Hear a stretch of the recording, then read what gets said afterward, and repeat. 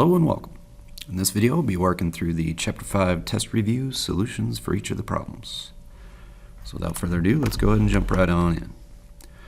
First problem here is just a variety of different indefinite integrals. So each of these just have to identify what key rule maybe I need to follow. So it looks like this first one. The 2, remember, we have the ability to factor it out if we wanted to, but ultimately this is just going to be a power rule where I'll increase the 5 by 1. So I'll have 2 times that x to the 6th, but then divide by that new power, so divide by 6, and introduce my integration constant. At this point we can see that the 2 and the 6 should be able to reduce, so I can arrive at my final answer of x to the 6th over a 3 plus c. Second one, looks like we might want to do a little rewriting to start. Since I have an exponent in the denominator, we could now rewrite that as 3 times x to the negative 4 power, which at this point, again, similar to the problem before, I should just be able to do a power rule where I'll increase that power by 1 to become negative 3, and then divide by that new power, and introduce my constant.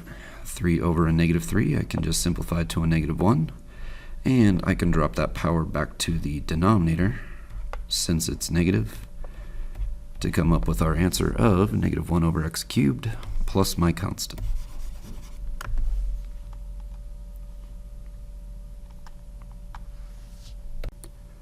With the next problem, I want to probably rewrite it. And also do a u substitution. So in this case, since there's more than just a plain x involved, I would want to let u equal that inside portion, which then makes du just 1 times dx.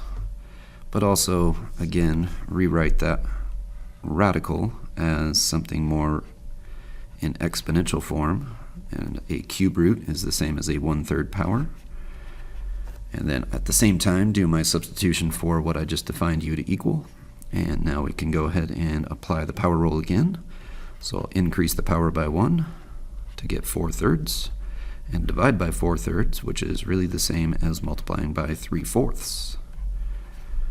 For the final result, I need to make sure that I switch that u back into x's, so this will be 3/4 times that x plus 1 being raised to the 4/3 power plus my constant.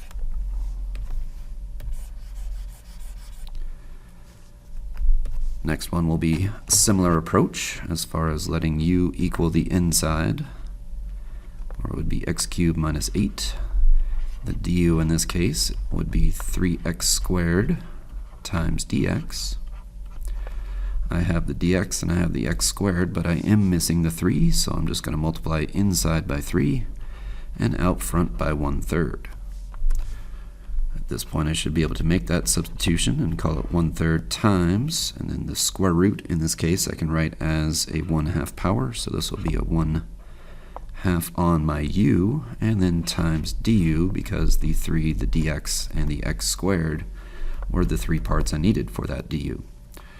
Here I can now increase my power by 1 to turn into 3/2, and divide by 3/2, which once again would be the same as multiplying by 2/3. And then introduce my constant, which I can then say that that really is the same as a 2 over a 9, if I just multiply the 1 times 2 on top and 3 times 3 on the bottom. And back substitute the x squared minus, or sorry, x cubed minus 8 being raised to that 3/2 power I just found, plus my constant.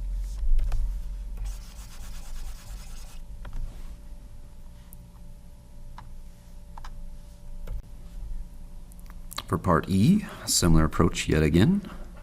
I have more than just an x inside that parentheses, so I'm going to let all of that equal the u. So I've got 1/4 x squared minus 1. du in this case, the 2 would come out, multiply with the 1/4 to turn into 2/4, which I can reduce to 1/2 x, and then plus 0, so times dx. Well, I've got the x and the dx. It looks like I am missing the 1/2, so I'll multiply inside by 1/2, which means outside I'd multiply by its reciprocal 2. And now I've got the ability to rewrite this as just 2 times the integral of u cubed du. Applying the power rule once again, this will turn into a u to the 4th, but then over a 4, plus my constant.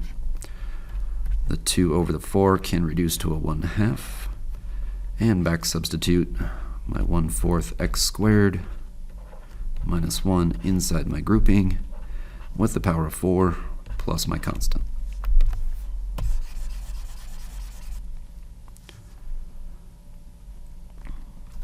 For part F, again, we still have more than just an x in the denominator for this one, so I'm going to let that entire denominator equal the u. The du in this case would just become 4 dx. I have the dx, I just need the 4, so if I multiply by 4 and divide by 4, or multiply by 1/4 outside, that should allow this substitution now to work. And if I do that, I've got 1/4 times the antiderivative of the 6 over u du. I could take that 6 outside with the 1/4 and really just turn that into a 3 over 2, so I'll go ahead and do that in the next step. So the 6 over 4 is 3/2, and then the 1 over u that I have left would turn into the natural log of the absolute value of u plus my constant, which I can then rewrite as 3/2 times the natural log of the absolute value of what u was, which was 4x plus 3, and then plus my constant.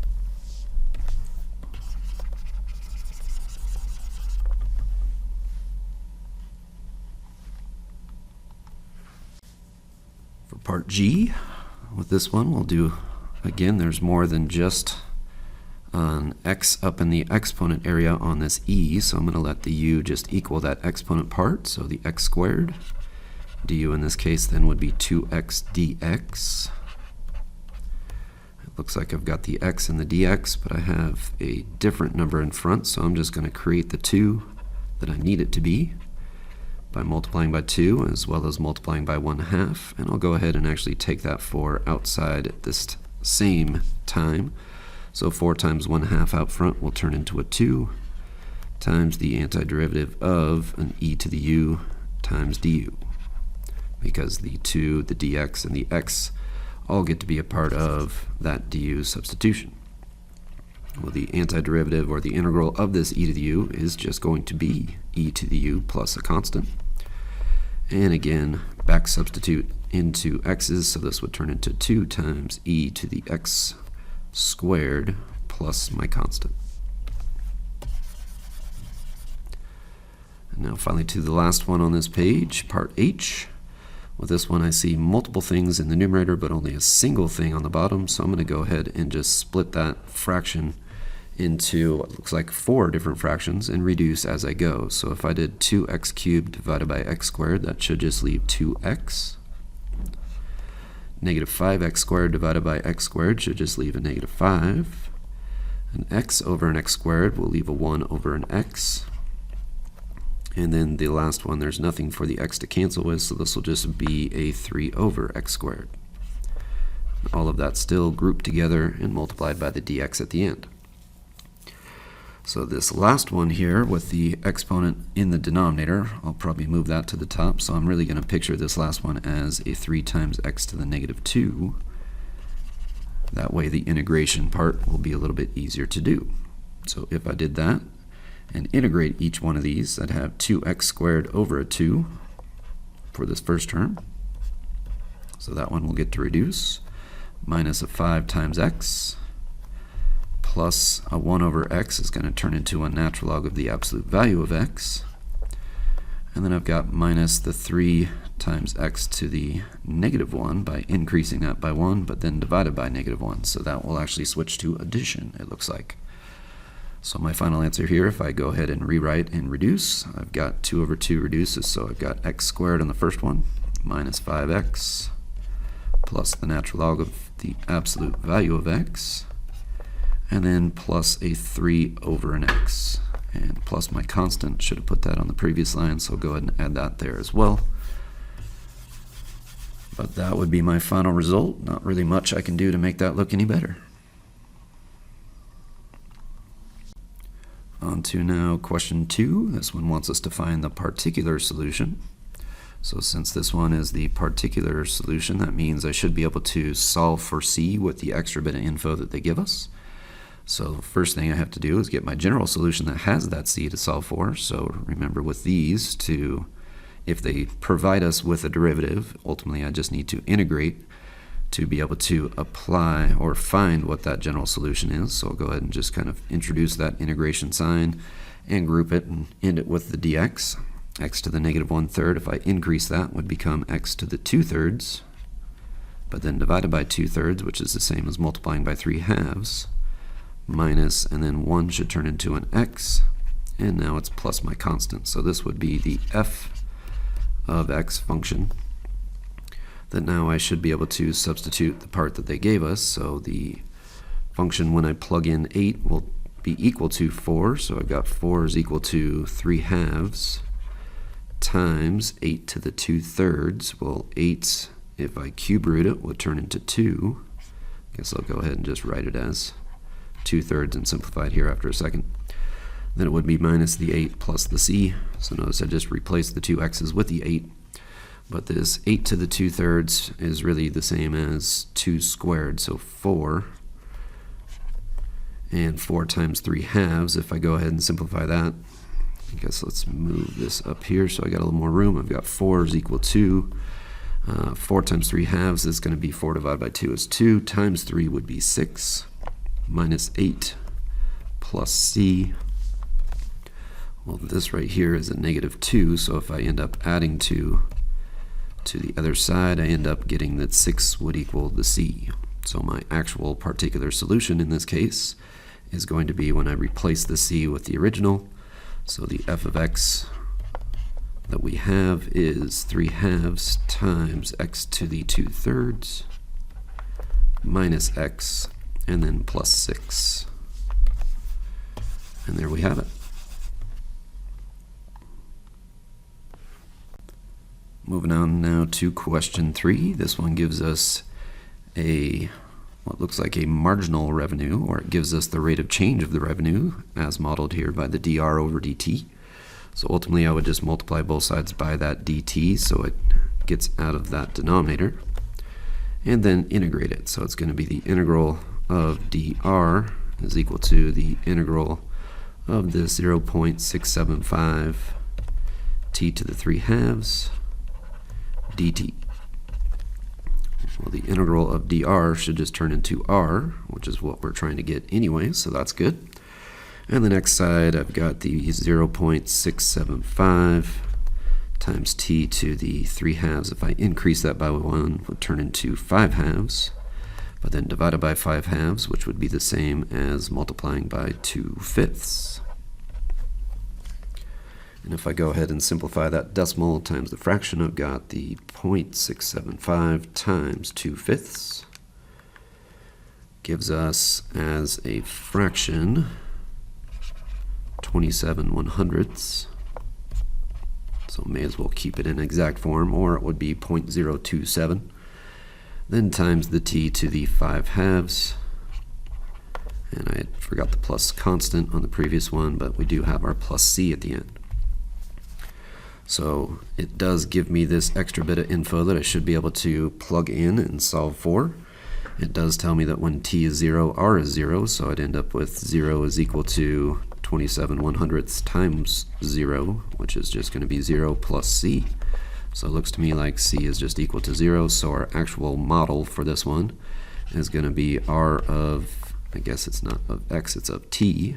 So r of t is equal to this 27/100 times t to the 5/2. And now that I have that model, I should be able to solve for the next part. When will the weekly revenue be that amount? So this is really the result, or the r of t. So I'd be solving for the time, so it's going to be set 27,000 equal to this 27/100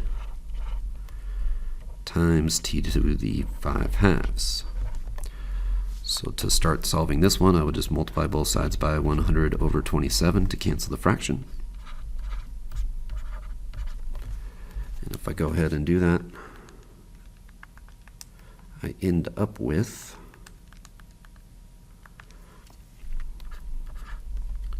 $100,000.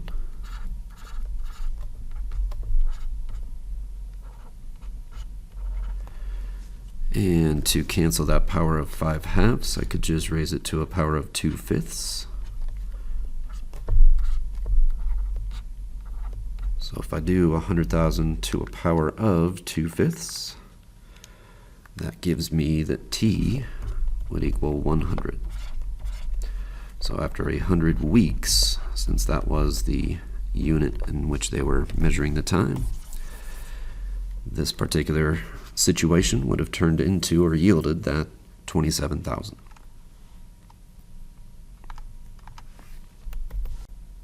Moving on now to number 4. Number 4 wants us to just find the area of the shaded region that they provided.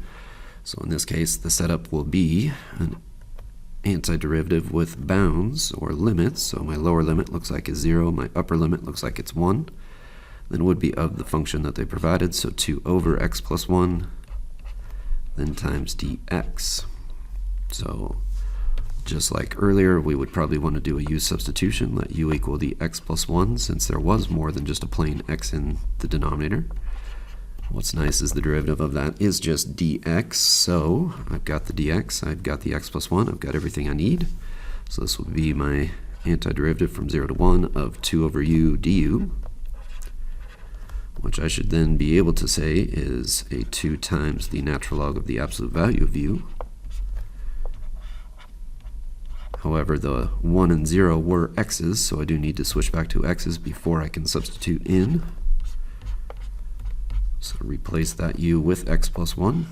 And now I can apply that fundamental theorem of calculus by plugging in 1 first. So I've got 2 times the natural log of 1 plus 1, which is 2, minus 2 times the natural log of 0 plus 1, which is just 1.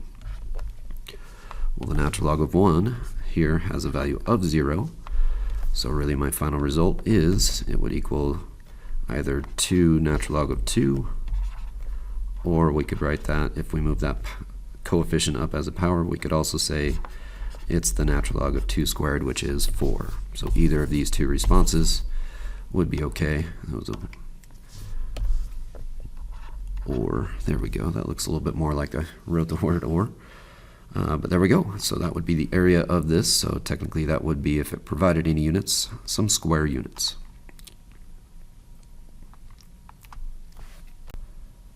So similar to the last problem, these ones are going to be applications of that fundamental theorem of calculus. Just need to evaluate now these definite integrals. So it looks like this first one's just going to be a couple of power rules. I've got x squared would turn into x cubed over 3, plus, and then 2 should get an x attached to it, so 2x. And my upper limit's 1, my lower limit's negative 1. So I'll plug in the upper limit first. 1 cubed is just 1, plus 2 times 1, which stays 2. Then minus the plug in negative 1. Well, negative 1 cubed is negative 1. And then 2 times a negative 1 would actually switch that to a negative 2 or minus 2. So it looks like I've got a 2, well, I guess we could go ahead and just simplify each of these, but it's going to be a minus a negative situation. So thinking of common denominator of 3, multiply each of these by 3 on top and bottom. So I've got 6/3 plus 1/3, so 7/3, minus a negative 7/3, so it's going to switch to positive 7/3 to give me a final result of 14/3. Next one, I'll probably want to do a little bit of rewriting with that radical that's in the denominator. So I'm going to go ahead and call this the integral from 0 to 3 of this x plus 1 being raised to a 1/2 power, but because that was on the bottom, if I move it to the top, it would now be a negative 1/2 power. Then times dx. If I go ahead and evaluate that out, I could picture this like a u substitution, but kind of similar to an earlier example. If I put u where x plus 1 is, I already have the du, which is the dx, so I'm just going to leave it as x plus 1, since I don't need to create any coefficient, but I'd increase the power by 1, and then divide by 1/2, which really is the same as multiplying by 2. And go ahead and plug in my upper limit first. So it's going to be 2 times 3 plus 1, which is 4. So square root of 4, which will eventually get to turn into a 2. Then it would be minus 2 times 0 plus 1 is 1 to 1/2. So again, I've got 2 times 2 here, which would be 4, minus 2 times 1, which is 2. So the area underneath that curve apparently comes out as a nice even 2. On to question 6. This one wants us to figure out what the change in the cost is. So if we increase specifically from 50 to 51, so this is going to be another antiderivative with a limit. In this case, the lower limit's 50, the upper limit's 51.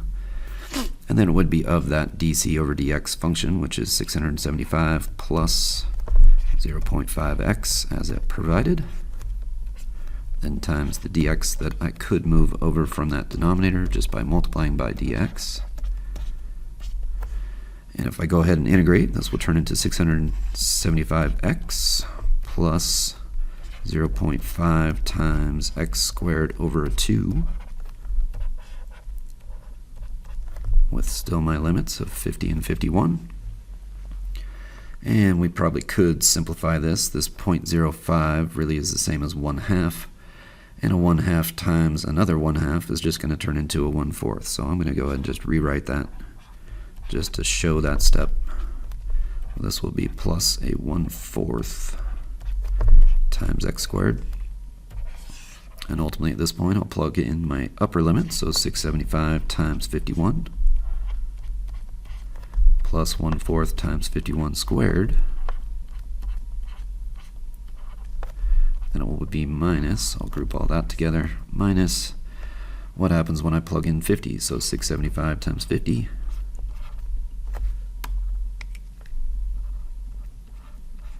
plus 1/4 times 50 squared. Almost ran out of room. So if we go ahead and kind of let the calculator do the work here, 675 times 51 plus 1/4 times 51 squared gives me, looks like, an answer that's approximately 35,075.25. And let's see what happens when I plug in 675 times 50 plus 1/4 times 50 squared.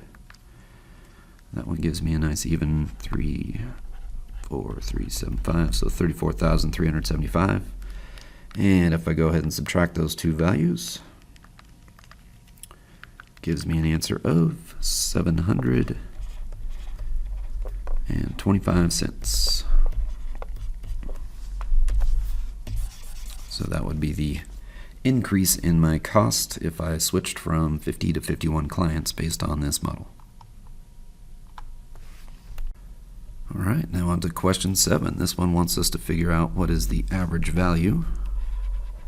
So average value, recall, is going to start with a 1 over b minus a. So in this case, I've got my b as the 5 and my a as the 2. So 1 over 5 minus 2 times the integral from 2 to 5 of the e to the 5 minus x dx. So similar to what we have to do, or had to do earlier, we'd want to let u equal the exponent since there's more than an x up there. Du in this case would just be a -1 times dx, so negative dx. I'm missing that -1, so I'm going to go ahead and multiply inside and outside by -1 to make that happen. And we can go ahead and simplify this and say that this is really a -1 over 5 minus 2 is 3 times the integral from 2 to 5 of e to the u du. Now that I have the negative dx that I created, well, what's nice about that is the integral of an e to the u just remains e to the u.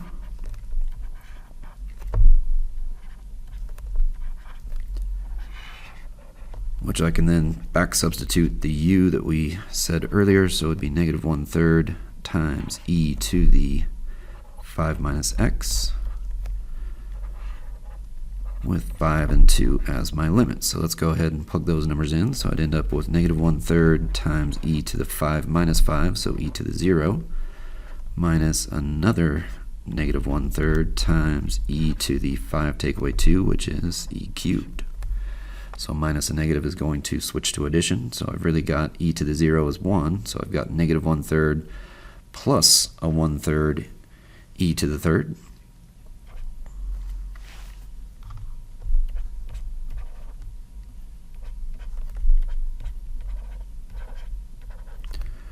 Which I could probably factor that 1/3 out just to make it look a little bit nicer and say that it's really a 1/3 plus or times a 1 plus e to the 3rd. So that would be my average value.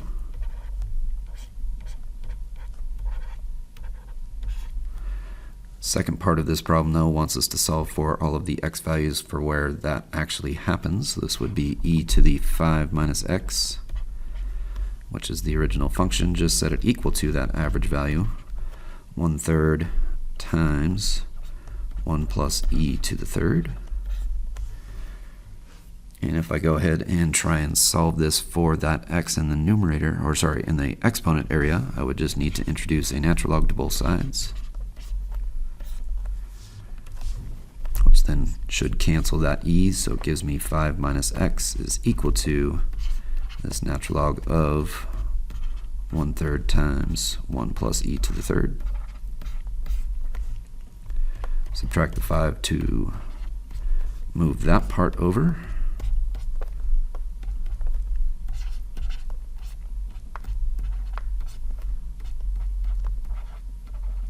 Eventually I'll end up typing this all into the calculator to see what it equals as a decimal, but then the last step would just be divide by -1.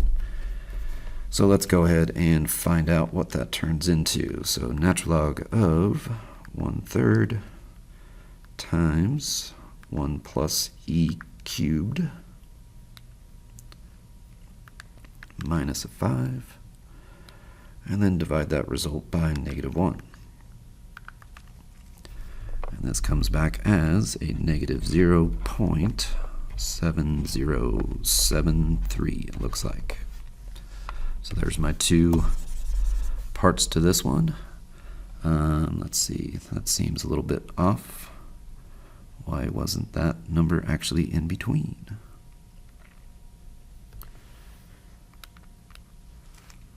Hold please. Put the -5 inside. So ultimately I just apparently don't know how to type into a calculator. My apologies. So let's try that again. So I've got the natural log of 1 divided by 3 times that 1 plus e cubed, then -5 outside, then divide by -1. There we go. We got a number that actually falls inside the interval. My apologies for the delay there, if I knew how to write as well. I'm just all sorts of messed up on this one, but 3.0500, so I feel like that's probably good for rounding, 3.05, which did fall in between the 2 and 5, so now that makes a lot more sense. So anyway, we got our average value as well as the x value that would yield that average value. Now on to the last page here, number 8. This one wants us to find the area of the region bounded by two graphs, so probably want to at least get a visual of what this looks like. 2 minus x squared essentially is going to have a parabola that's been shifted up 2.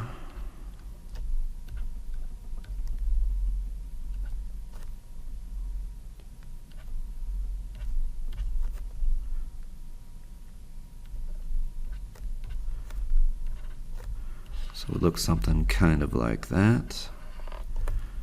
That wasn't the best, but whatever. Then y equals x, that's just the one that goes through the origin and has a slope of 1.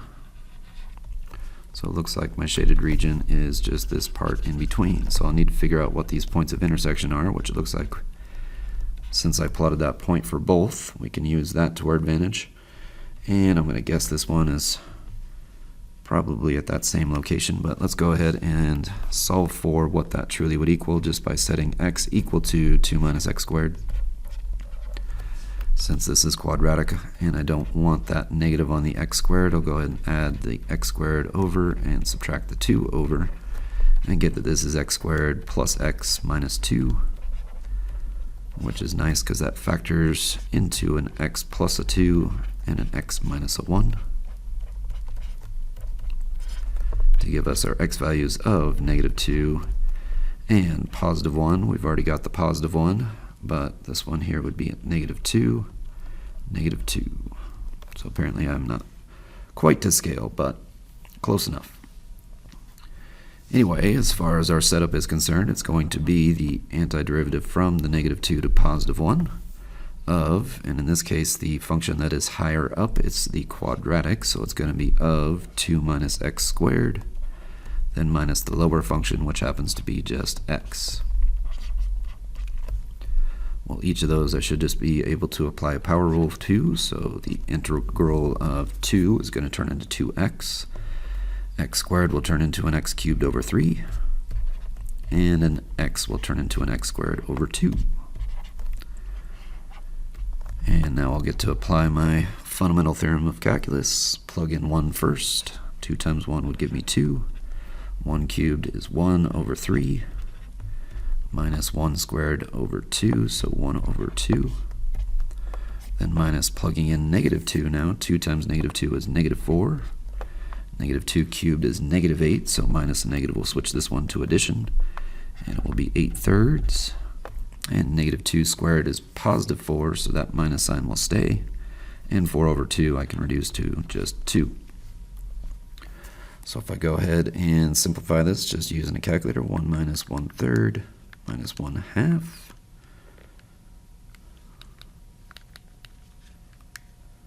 Then minus our -4 plus 8/3 minus 2. And all of this looks like it simplifies down to a nice simple 9/2.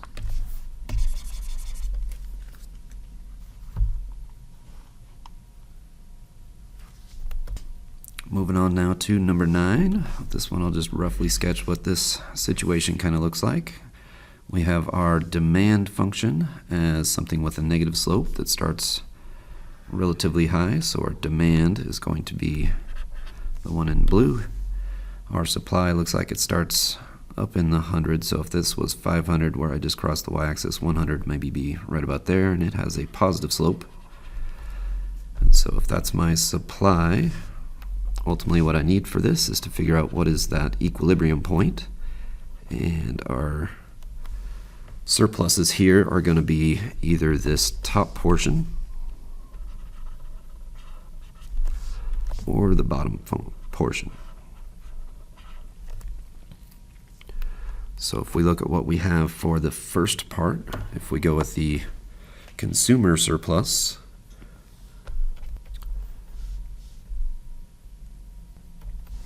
which is this blue portion, so the consumer part or consumer surplus is that top part, whereas the producer surplus is this bottom part. Ultimately, I just need to find the areas of each of those regions.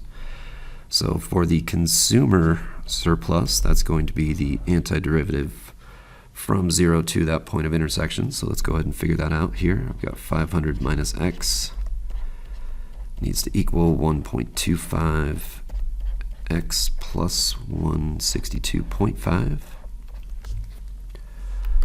So probably add the x to the right, which means I'll subtract the 162.5 over to the left. And that will give me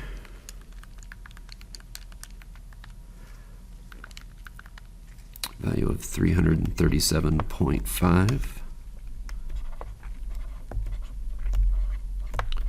is equal to 2.25x. So dividing both sides by 2.25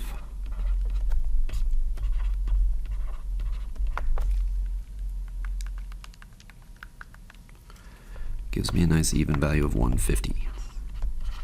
So I've got that this point is 150, comma, and if I just do 500 minus 150 for the y value, it gives me 350. So our consumer is always going to be the demand function, which in this case is 500 minus x. Then it's minus the y equals number right here, which this one is really just y equals 350 as we found. So it'd be minus 350, and then times dx. And it's from 0 to the x value, so 0 to 150. So I'll go ahead and kind of combine the 500 minus 350 to get that 150. So it's going to be 150x minus x squared over 2. And if I plug in 150 and plug in 0, really it's just what happens when I plug in 150. So that would be 150 times 150 minus 150 squared divided by 2. And that comes back as 11,250.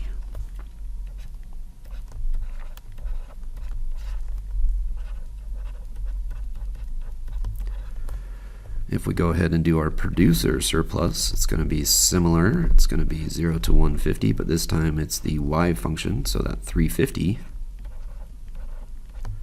Then minus the supply, so it'd be minus 1.25x. And then also minus a 162.5 if I distribute that subtraction through those two terms. So 350 minus 162.5 gives me a value of 187.5, so this will turn into 187.5x minus, and then this will have an x squared over a 2, so I'll just do the negative 1.25 divided by 2, which gives me a negative, give myself a little more room, negative 0.625, it looks like, x squared. And just like before, if I plug in 150 and plug in 0, plugging in 0 is just going to give me 0. So I really just need to figure out what 187.5 times 150 is, and then subtract the 0.625 times 150 squared, which that ends up turning into a value of 14,062, so 14,062.5. We'll go ahead and just keep it as 14,063 since I probably can't have half of a unit. So we'll go ahead and round that up to 14,063. There's my two surpluses, my consumer surplus and my producer surplus. All right, now finally to our last problem here. This one just wants us to use the midpoint rule to approximate this. So we could, if we really needed to, this is an integral we could evaluate. We would just have to expand that power of 2 out.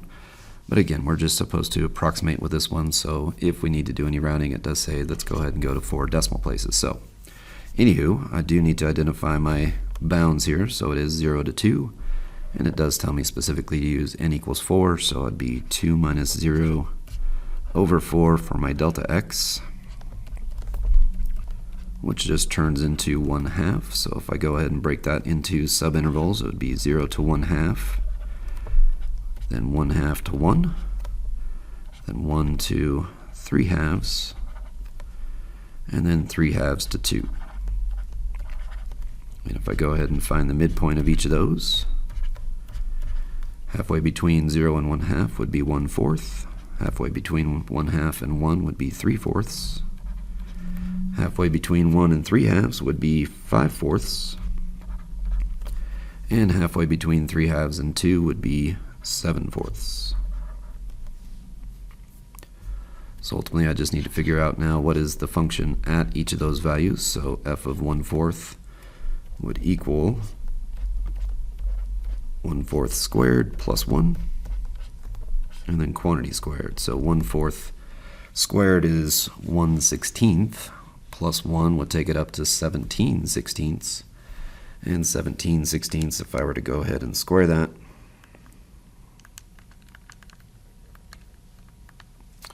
gives me 289 over 256.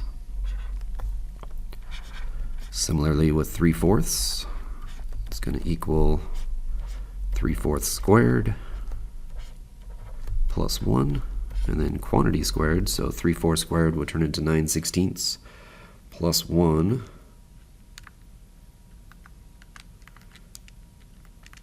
takes me up to 25/16, and 25/16, if I were to square that, would turn it into 625 over 256. Do the same thing here with 5/4.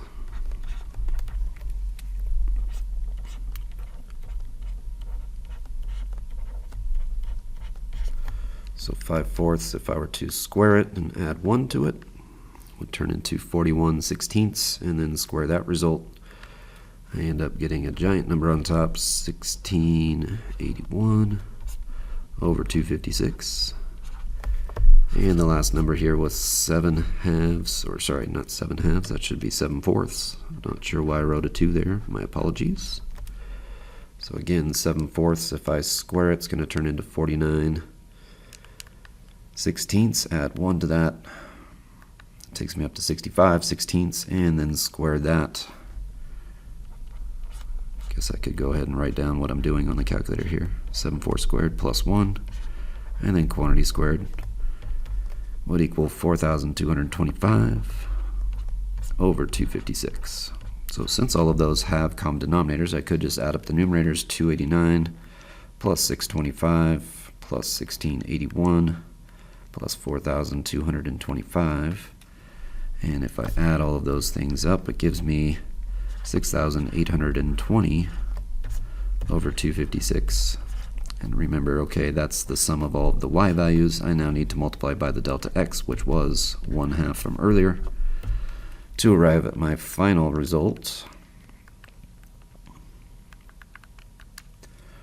of 1705, so over 128, which approximately is equal to 13.3203.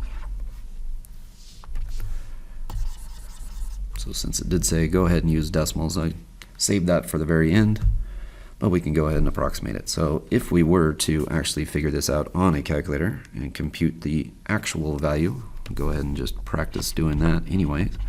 The actual value of this, if we go from 0 to 2, remember you can get this in the math menu on my calculators. I've got x squared plus 1, quantity squared, dx. And this actual comes out as 206/15, which is approximately 13.73 repeating, it looks like. So we're still somewhat close, but off by a couple of tenths here. But as you can see, if I were to increase the number of n's, in other words, if I had the n turn into like 8, or if I went even more ridiculous, made it like 100, obviously we probably don't want to take the time to figure out 100 of these different decimals or fractions, but we could get that approximation to be a little bit more accurate. But remember, we always can kind of check our answer using a calculator, so this part was from the calculator, just so there's no confusion later. But we also could have expanded out that power of 2 and just evaluated out using the fundamental theorem of calculus what the actual value would be as well. So anyway, hopefully this video has been helpful in getting you guys prepared for the test. But as always, if you have questions, just let me know and I'll see what I can do to help. Have a good one. Appreciate you guys watching the video.